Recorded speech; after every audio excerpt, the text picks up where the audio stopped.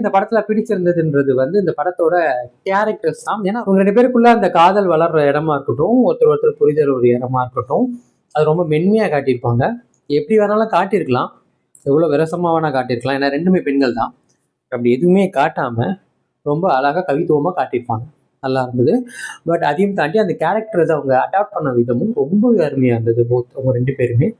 அதுலயும் லிஜோமோல் வந்துட்டு ஆக்சுவலா அனுஷா வந்து கொஞ்சம் போல்டான ஒரு பொண்ணா அதை வந்து ஃபேஸ் பண்ற ஒரு ஆளா இருப்பாங்க. பட் லிஜோமோல் வந்துட்டு இப்படிப்பட்ட ஒரு காதலா இருந்தாலும் என் அம்மாவோட சம்மதத்தோட தான் நான் அவனை கல்யாணம் பண்ணிக்கணும்னு நினைக்கிறேன் அப்படின்ற ஒரு ரோல் வரும்போது அம்மாவையும் விட்டு கொடுக்க முடியாம, காதலியும் விட்டு கொடுக்க முடியாம, இது வந்து ரொம்பவே அந்த கஷ்டத்தை வந்து நம்மளால பார்க்க முடியும். ரொம்பவே அழகா ப்ளே பண்ணியிருப்பாங்க. நிறைய அதுக்கடுத்து அனுஷா கிட்டத்தட்ட அவங்களுக்கு ஒரு ஃப்ளாஷ்பேக் இருக்கும்.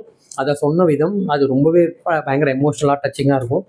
அதுக்கப்புறம் அவங்க வந்துட்டு இந்த காதலிக்கிற ஒரு இடத்துல கொஞ்சம் டாமினன்ட் போல்ட் கேரக்டர்ல இருக்கிற அந்த ரோல் ப்ளே பண்ணும்போது ரொம்பவே அழகாக ப்ளே பண்ணியிருப்பாங்க. அவங்க கோவப்பட்டு அவங்க வெளில போகிறதா இருக்கட்டும், திருப்பி வீட்டுக்கு வந்தவங்களோட ஒன்றா இருக்கிறதா இருக்கட்டும், ரொம்பவே நல்லா இருக்கும். அவங்களோட ஆக்டிங்குமே பிரமாதமாக இருந்தது.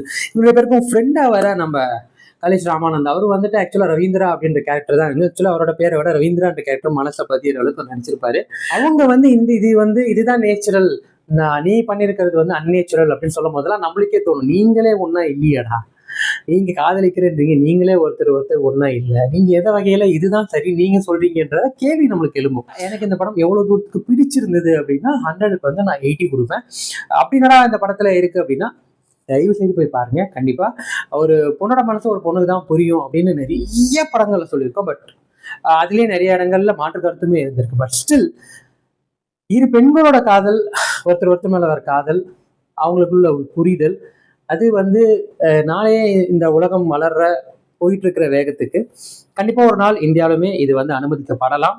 அதுக்கு நம்ம தயாரா இருக்கணும் அப்படின்ற ஒரு மனநிலைக்குள்ள வந்துடணும். உங்களுக்கு பிடிக்குதோ பிடிக்கலையோ அவங்களோட ஒவ்வொருத்தரோட சுய முடிவுக்குள்ள நம்ம வரக்கூடாது அப்படின்ற மாதிரி ஒரு விஷயம் இங்க பேசியிருக்காங்க. இன்னைக்கு ரொம்ப ஆரோக்கியமான ஒரு விஷயம். தயவு செய்து படத்தை முடிஞ்சா தேட்டர்ல போய் பாருங்க, சப்போர்ட் பண்ணுங்க. அப்பதான் இந்த மாதிரி படங்கள் நிறைய வரணும்.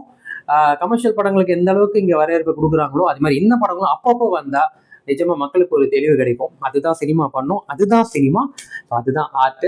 ஸோ இந்த மாதிரி படங்களுக்கு நான் பெரிய ஃபேன் தான்.